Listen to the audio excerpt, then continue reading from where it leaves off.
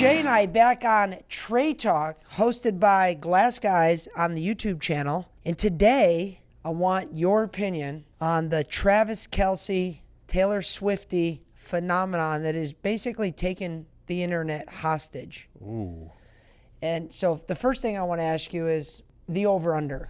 Oh, that's easy. I mean, is this a fairy tale wedding, long-lasting relationship, or is this kind of more of a one-night stand? This, to me, is another one of those high-profile celebrity relationships, which I give a line of about 8.5 months, and I'm picking the under on that. Okay, so you're the market maker. You've set the market at 8.5, and you don't think. Wait, so am I the house? Do I You're the collect house. house money? You could. I like it. But what you will have is you'll have video footage, if you're right, that we could put this out there of, you're the modern day Kresgen, basically. I got you. I was wondering what kind of video footage you were talking about. Well, I will say, if you happen to have any footage like that if we were looking to bump up our social media profiles, putting out a sex tape isn't a bad idea. Now, I'm not saying of us, but if you have your own sex tape, it wouldn't be a bad idea to put it out there. Look at Kim Kardashian. I wasn't thinking of myself. I was thinking of, like, the whole Tay and Travis Kelce.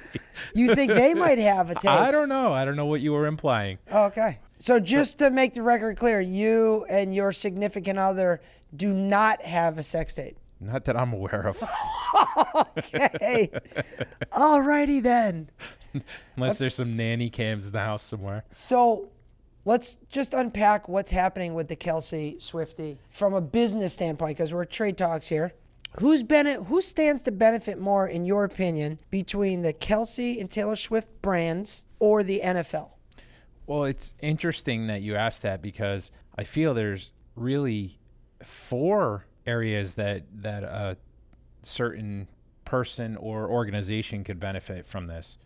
Because you have, of course, the 2 individuals. Each of them can benefit.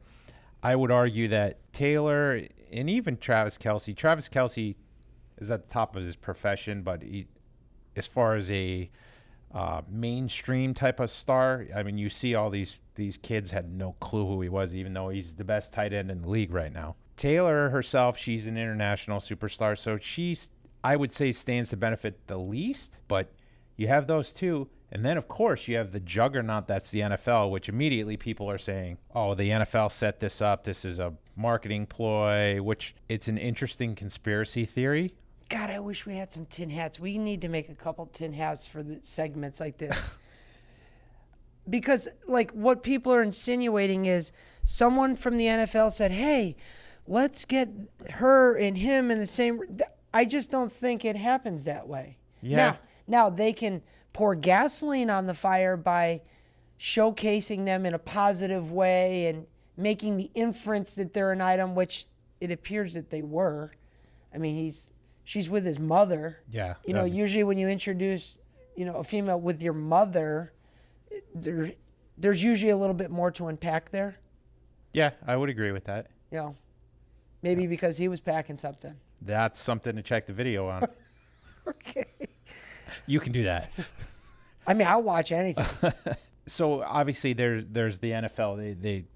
I mean, it's huge because they're gaining viewership from young kids, young girls especially. I think you and I talked a little bit. You actually even talked to Maisie, my 8-year-old, and what did she tell you? It was 2 Thursdays ago. I says, hey, Maisie, what are you doing today? She's like, I'm going to watch a football game. And I'm like, this is an 8-year-old girl is telling me she's going home and watch a football game. I forgot there was even a game on. Yeah, now here I am thinking, oh, daddy's girl. Yeah. And then I go, so are you watching the game? Who's playing? She goes, the Kansas City Chiefs and Travis Kelce. I says, are you watching the game to watch the Chiefs? Or are you watching the game for? And before I could even say Taylor Swift, you could already watch her lips moving like she was about to say Taylor. And that really showed to me that, wow, the NFL is really opening its market share by really highlighting this Swiftie phenomenon thing by bringing in a lot more viewers, possibly bringing football families closer together because now maybe they're watching more football together because the girls normally weren't watching, but now they're watching. there's a lot of angles on this. You're right. And I also think it brings in a lot more of the female demographic as well, like in terms of the mothers that may have been out doing something otherwise on Sundays with their young daughters who weren't watching football, or even their sons maybe. But now, because the little ones are interested in it, and I say little ones, I mean it's little all the way up through the teens and 20s, right? But the mother has an incentive maybe to put eyes on it and see what the NFL is all about. So that's a big part of it. And then one of the main reasons we know about this whole thing is you're constantly seeing Taylor on camera, no matter what. I mean, the one game you were talking about, last week's game. Okay, last week's game was on Amazon, and Al Michaels. Oh, that's right. Made mention that they weren't going to do that. Constantly showing. No. Add a little more context. Al Michaels came out before the game. That's right. On social media, or was it during the broadcast? I think it was just whispers through the media. But it was a quote from him. Yes. We are not going to be fawning Taylor Swift through this broadcast. This is a football game, and that's what it's going to be. It's not an interview or showcase of Taylor Swift. Right. And what happened once the game started? Well, I'd like to tell you what happened before the game started because it was pregame and they were already showing her. Who really has the call on that? Is it the NFL, or is it the TV network that buys the rights to the NFL broadcast? Well, that's an interesting scenario because you've got the NFL who could, and I'm just saying could be saying, hey, you need to keep showing this. This is doing well for us. Or you could have the producer in the truck who's saying, for the networks. And this is where the networks would gain. The producer saying, hey, we haven't shown her in 3 minutes. Let's show her again. Oh, look, there she is hugging Brittany Mahomes. There's so many different angles and so many different people that can benefit from this. I think the networks benefit the most because if indeed the Taylor Swift phenomenon is bringing more viewership to those games, that means there's more eyeballs watching the TV, which means the advertising dollars might go up because there's more. I think advertising is paid based on viewership. And if the viewership is a lot more, they're going to fetch more money. So they would kind of have a biased thing to say, fucking keep plastering her all over the camera as many times as you can, because she's keeping the eyeballs here more so than the two, in my opinion, shitty football teams. So I think the network stands to benefit the most out of everybody. But as a percentage point, I think you'd see more of a bump for like Travis Kelce, who's probably going to get the biggest percentage bump because he's at the bottom of the barrel compared to all these. Well, that's another thing. So, I mean, I don't know when this was filmed or even conceived, but all of a sudden Travis Kelce, again, who was number one tight end in football, not taking anything away from that. I mean, he was someone before she was there, but now he's Mr. Pfizer. Yeah. And whether you like that name or not, the fact that it's in the media, you got all different genres of people commenting on this, hating on him, loving on him, whatever the case may be, he's getting the attention. And so these potential collaborations, you can look at it bad. You can also look at it good. I mean, it's good for the advertisers. It's obviously good for a lot of the viewers. It's not really taking away from the football. It's taking away from the color commentating of the football by filling her in. It's one game out of all of them once a week. And then, of course, the network with their advertisers being able to stand to gain from the advertising. Let's use this as a segue to talk about how local businesses can possibly stand to collaborate with other businesses that might not on the face look like two companies that should be fitting together. We've talked about this on camera with, in our industry, we do a lot of skilled trade stuff. In particular, we drill a lot of holes, whether it's in concrete, tile, porcelain, quartz, granite, glass tiles, and we buy a lot of drill bits. Are you aware of a manufacturing company that's extremely high grade, precise, maybe medical in Southwest Florida that might already be making stuff very close to what it is that we're looking for? I mean, I think medically, we look at a company like Arthrex, who they're making all sorts of parts to at a high level. And by the way, a little footnote, the Mr. Pfizer came from a gentleman, I believe, named Mr. Aaron Rodgers. That's right. Who looks like he's been walking around pretty good considering the injury. And he was worked on or consulted by Arthrex, wasn't he? I believe the materials they used in repairing his Achilles were So they're high level. a product of Arthrex. That's correct.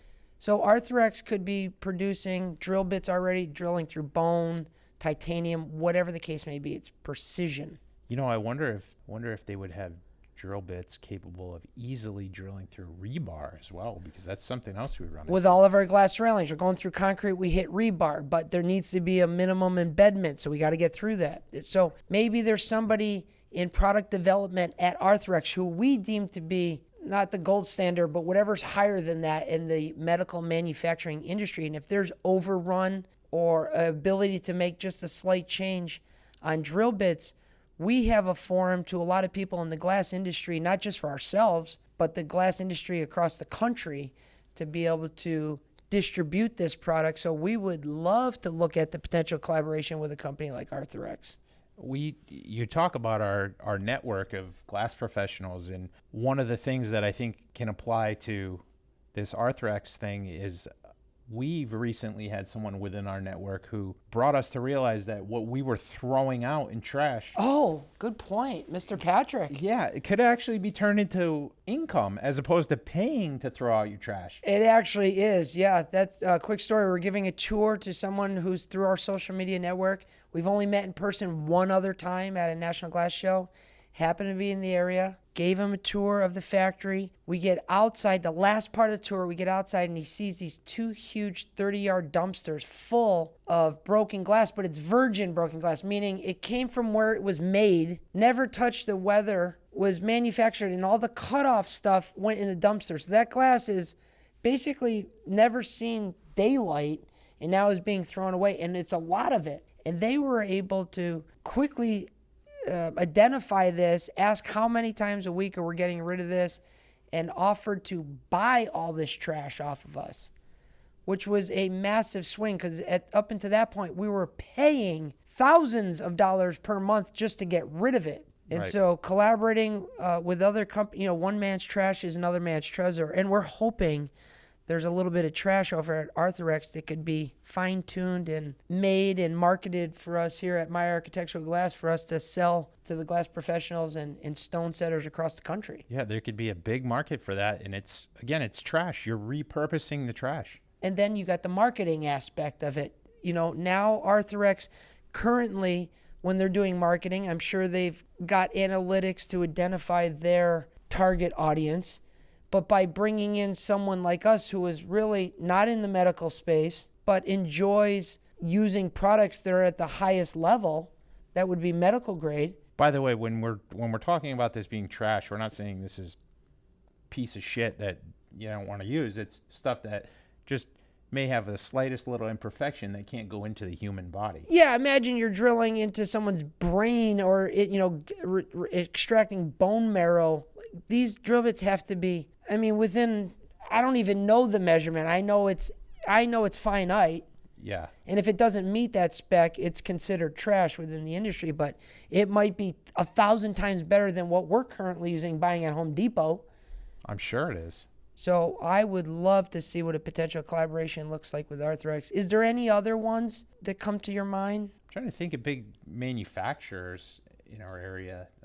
It doesn't seem that there's a lot that would pertain to something like that. That's the one that sticks out to me the most. Yeah, that really, as soon as you said the medical thing, that immediately you jump to something like that because they're obviously a hugely successful company who deals with precision. And this podcast, so back to the marketing, because they've identified their market as surgeons, orthopedic surgeons, doctors, team doctors. By collaborating possibly with someone like ourselves, it's bringing attention that they probably wouldn't have had in the first place from a different industry, bringing attention to them. Now, again, they might not be customers now, but they could very well be customers in the near future. Yeah, it's just like the whole beginning of this with the Taylor Swift and Travis Kelce. There's so many aspects of it from this one little collaboration, or whatever you want to call their situation, right? Mm-hmm.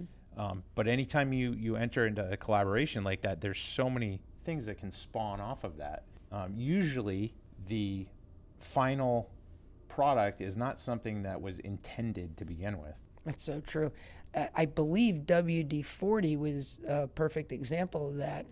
I think we'll have to look at that. I thought the WD-40, wasn't it like, I thought the number had something to do with how many tries they were doing with all the different ingredients, and the 40th one ended up being whatever the W and the D is, and then it was the 40th try, something to that effect. Like, what are we doing, 40? Yeah. I don't think that's what it was, but I think it's something around there. But you're right. A plan is just a plan until, like Mike Tyson says, so you get punched in the mouth. And sometimes you got to be nimble and pivot and change, but keep moving the ball forward. You never know what will come out of that. Maybe we should be looking to get somebody from Arthrex here on the podcast. I think that's a great idea. Yeah.